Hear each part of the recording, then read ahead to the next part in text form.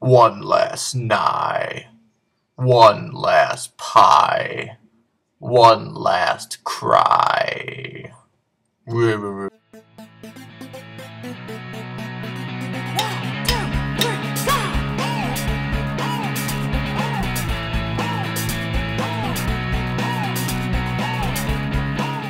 Hello everybody, welcome to MaffmanJones Movie Reviews. I'm your host, John Maffio, and you might be wondering, why am I naked?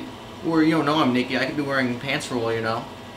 Also, what am I doing? A couple months ago, 50 Shades of Grey, for my Right or Wrong segment, I thought I was gonna like it. I didn't. So I asked you guys to give me punishments for my next anticipated movie review, which was Furious 7, and one of you motherfuckers, Motherload 3000, recommended that I take a cold shower while reviewing Furious 7.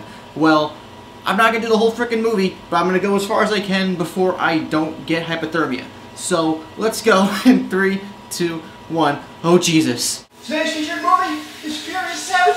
It stars Vin Diesel, the late Paul Walker, rest in peace, Dwayne The Rock Johnson, and it's about the Shaw brothers, the older brother Jason Statham. He's out for revenge after they killed his younger brother in Furious 6. He's like, I'm going to kill you all. So now the family's threatened, so Vin Diesel and his crew have to go out and find them and stop them. I'm done. Back in Home Sweet Home, Alabama, in my studio, the film is directed by James Wan, who has taken over the helm after Justin Lin left. If you're seeing this film, then you've obviously seen at least the last 1 or 2 movies, I would assume.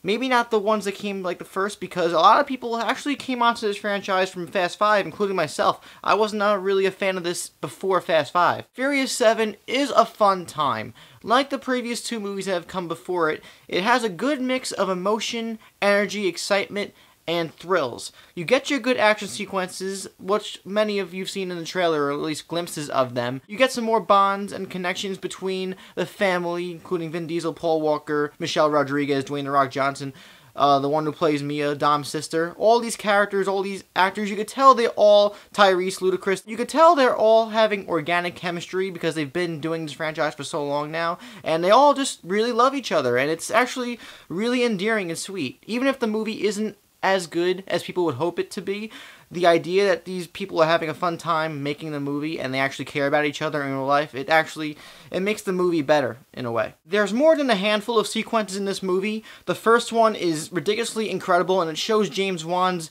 impeccable skills behind the camera. If anything, this movie is a great resume builder for James Wan because it shows he can not only do horror movies, but he can actually create really compelling action sequences.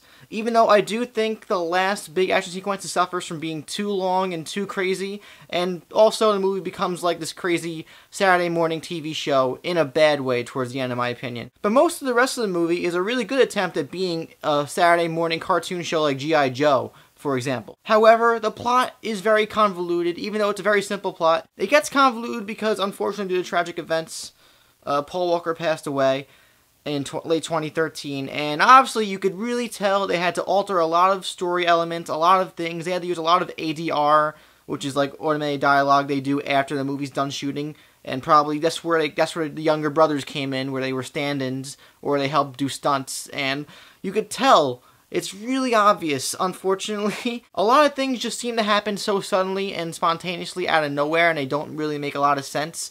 But I'm not going to discredit the movie for that. It must have been a real pain in the ass trying to figure out a way to make this movie coherent as possible without taking away from the scenes that Paul Walker filmed before he passed away. I can only imagine how arduous that process was. Finally, the last act of the movie does seem to drag on a little bit too long. The movie is over 2 hours long, and you could really feel it in this one. The last 2, not really. I was fine with it, but this one, it seemed like it dragged a little bit towards the end, and the action sequence went on a little bit too long. Also, The Rock, he's in the movie for a very small amount of time compared to the rest of the cast.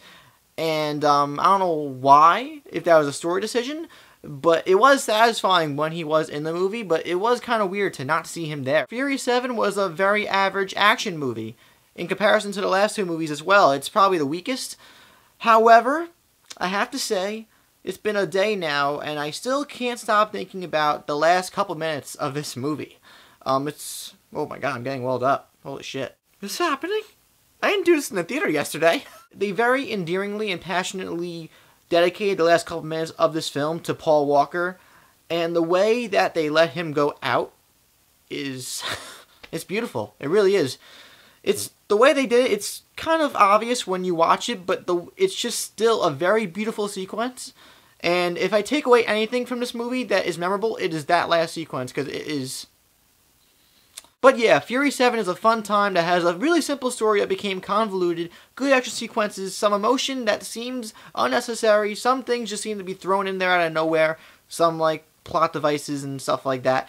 But it's still a fun time, and I do recommend you see it in theaters. If for nothing else, do it for Paul Walker, because they really do a beautiful job of serving him right in this movie. I'm going to give Fury 7 a 3 out of 5 stars. It's a full-course Applebee's meal. Definitely check it out when you get the chance. It's the start of the summer movie season.